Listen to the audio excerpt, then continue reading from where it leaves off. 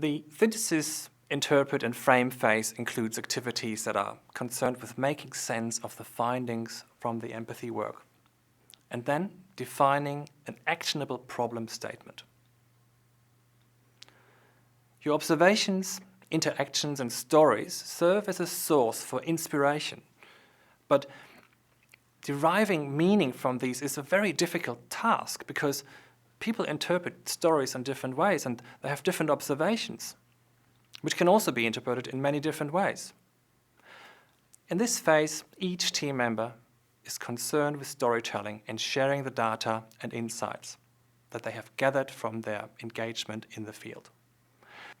The sharing process enables all the team members to interpret the findings of other team members so that these can be processed and condensed to provide an actionable problem statement.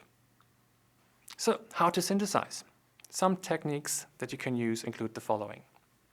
Information clustering and identifying relevant dimensions, where you look for patterns in the data and categorize information or experiences accordingly. You may look for important factors in the context of the problem, like functional, psychological, social, or cultural factors. A second way of interpreting data is to use personas and journey mapping. They are techniques to describe how situations or experiences are different for various user groups. Journey maps, for example, include, the documentation in a day of the life of a person, or a photo documentation of a person's way to work. Another way of interpreting data is to study extreme users. It's a very powerful way to learn about how people at the ends of the spectrum use products or services. Other techniques are finding metaphors or analogies, comparing past and future users, studying surprises, failures, and extreme successes.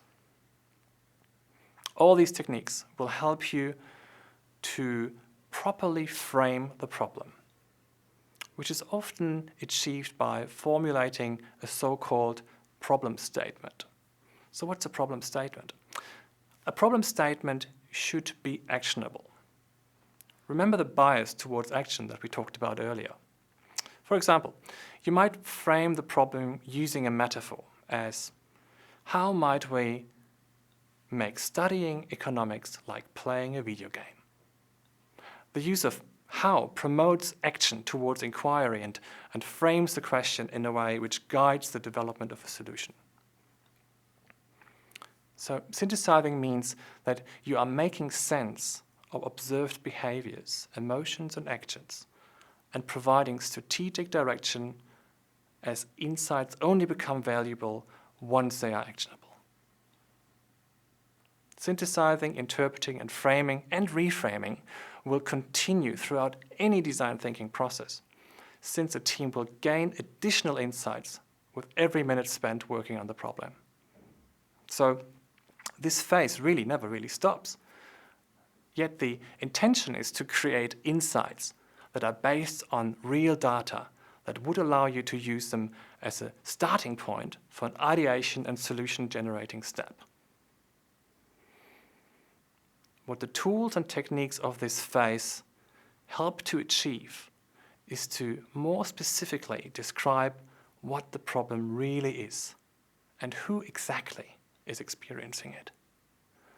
So it gives clarity about the kind of person involved and the ones affected and the ways in which a problem manifests itself. A well-defined how might we question is a good starting point for thinking about solutions, since that joint formulation of the question itself forces the team to agree on a shared understanding of the scope of the problem space. There might be 20 versions of your how might be question, but formulating each and every one of them will sharpen the focus on what needs to be done next. What's next? Next is creation of ideas about how to solve a well-defined problem.